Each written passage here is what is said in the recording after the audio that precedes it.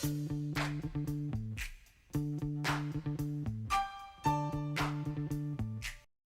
I'm going to be showing you guys how to print linoleum.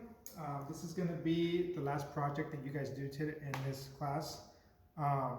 This is the size that you guys are going to be working with. It's a 9 by 12 inch linoleum block. With this one, it's going to be very similar to the first project you guys did, which is a woodcut. But instead of doing two sides, this is just going to be one side. So the back side doesn't have linoleum. There's only linoleum on one of the sides. So that means there's only two tones, which is white, which is the color of the paper, and then black, which you're going to ink it up and print.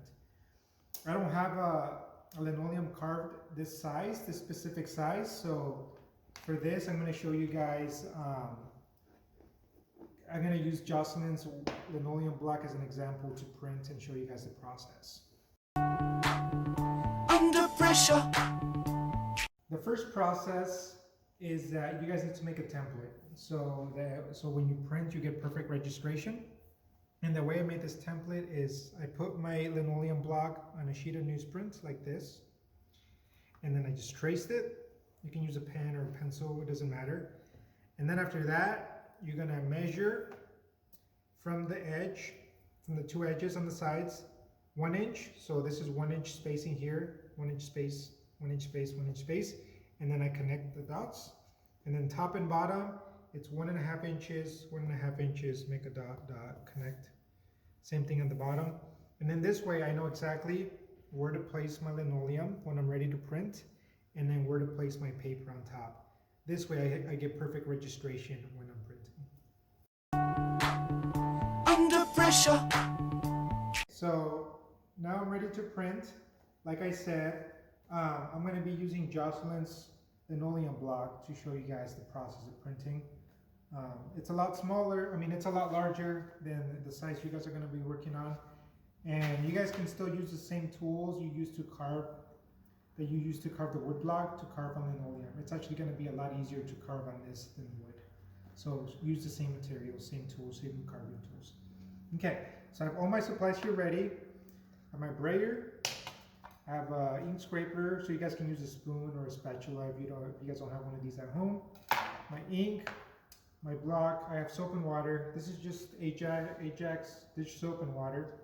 And then I have paper towels here ready, just in case I make a mess or when I'm ready to clean up. These supplies are here for me. Okay, so I'm going to open up my can. I'm going to make a strip of ink here on the slab. If you guys do not have an ink slab at home, then you guys can use contact paper to put on your table or something like that, and then ink up on that.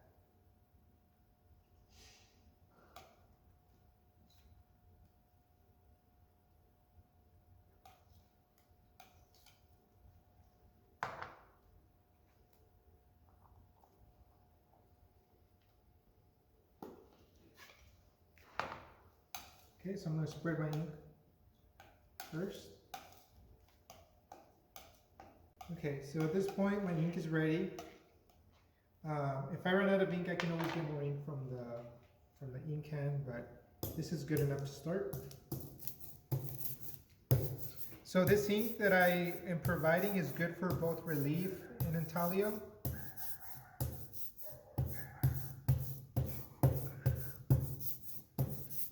You don't want the ink to be too thick, because if it's really thick on here, I'm going to get ink in my little white lines or the white areas where I don't want any ink. I only want ink on the surface, on the top area. So I'm going to start inking it up. Again, similar to the woodcut.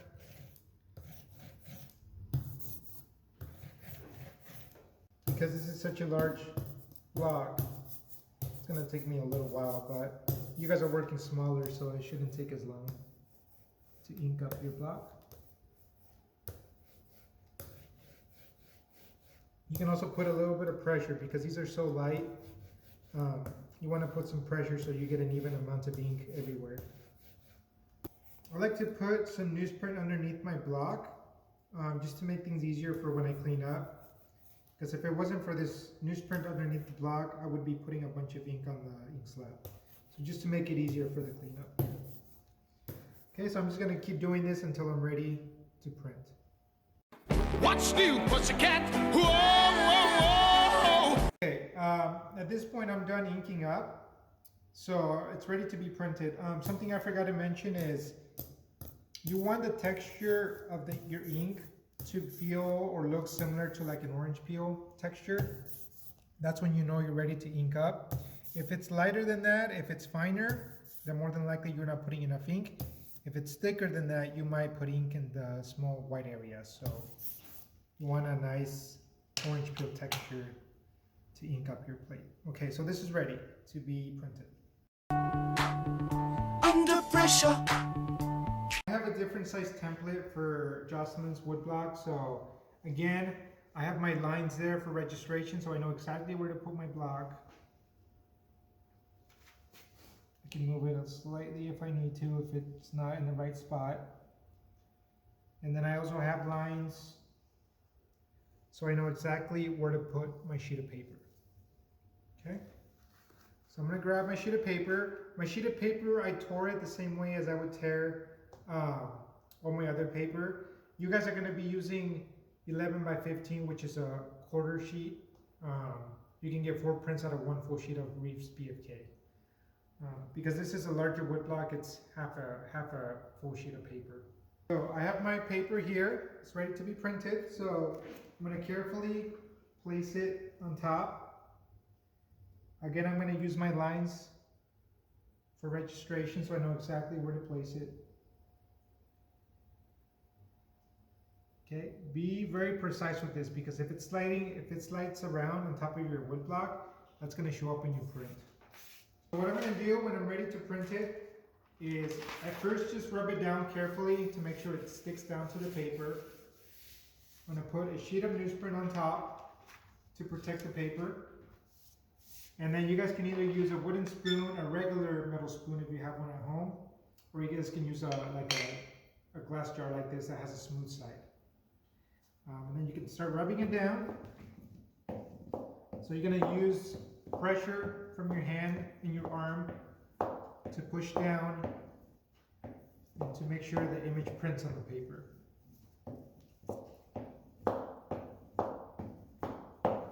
Again, you guys can also use a wooden spoon or a regular spoon if you have one at home.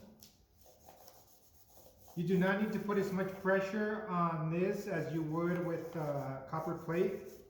With the copper plate, you need a lot more pressure.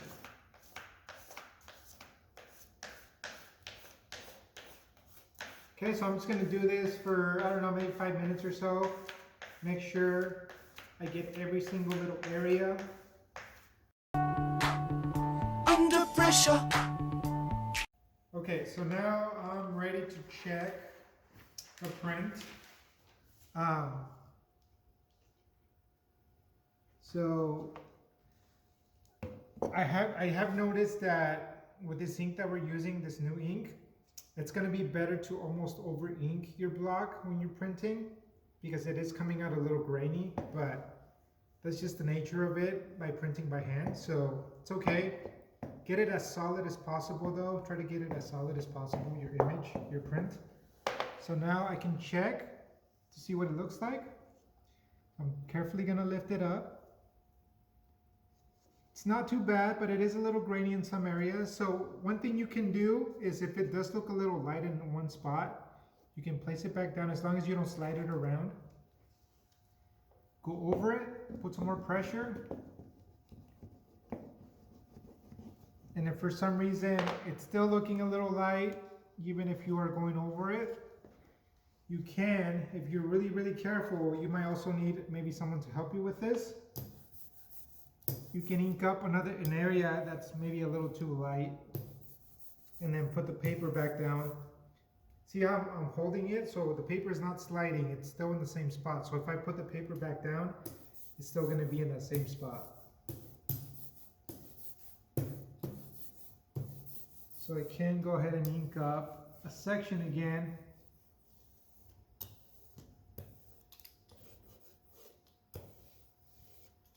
Like that. Carefully place it back down. And then you can just go over it again.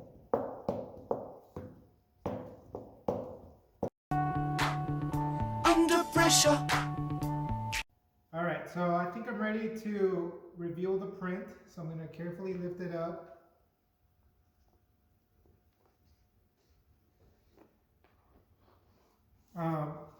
Pretty good. It's a little grainy in some areas, but like I said, printing by hand, it doesn't really compare, you know, printing by hand and printing with the printing press. With the printing press, you're always going to get a better print, but it's still pretty good, good enough. It looks even everywhere. There might be a couple areas I could have gone over it if I needed to, but overall, that's about it.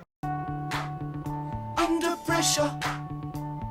So I'm ready for cleanup. The way you clean this up is similar to the woodblock.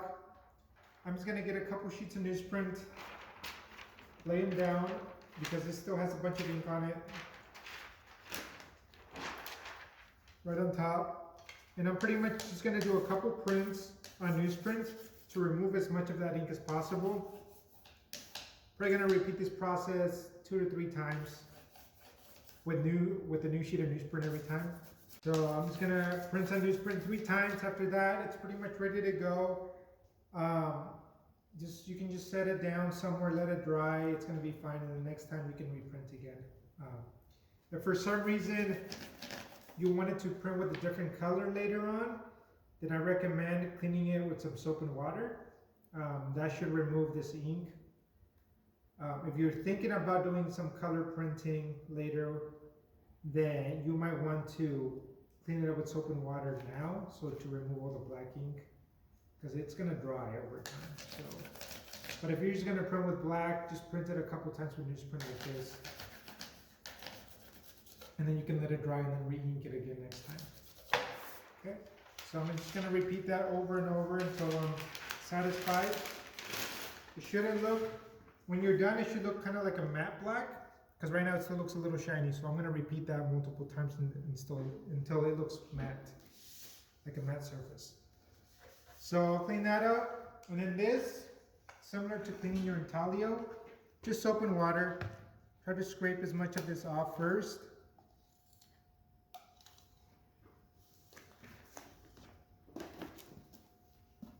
Like this.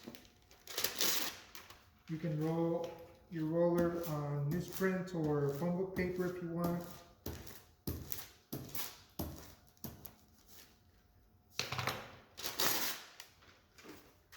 And again, just soap and water cleans this up, no problem.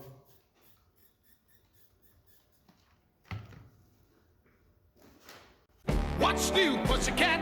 Whoa, whoa, whoa. And for this, I just repeat it a couple times with soap and water. I want to make sure I completely get all the ink off, because if you let ink dry on here,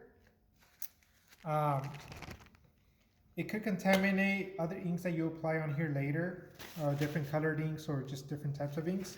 So you always want to make sure that you clean this completely off before you finish, before you put it away. More than likely, the color of the roller or the rubber part of this sprayer is going to change colors, and that's fine. You just got to make sure that you clean it until you don't see any more ink coming off on your paper towel. Okay, I'm not seeing any more color or black coming out of this, so this is pretty much ready to go. I can put that away, store it wherever I need to. Finish cleaning up my ink slab.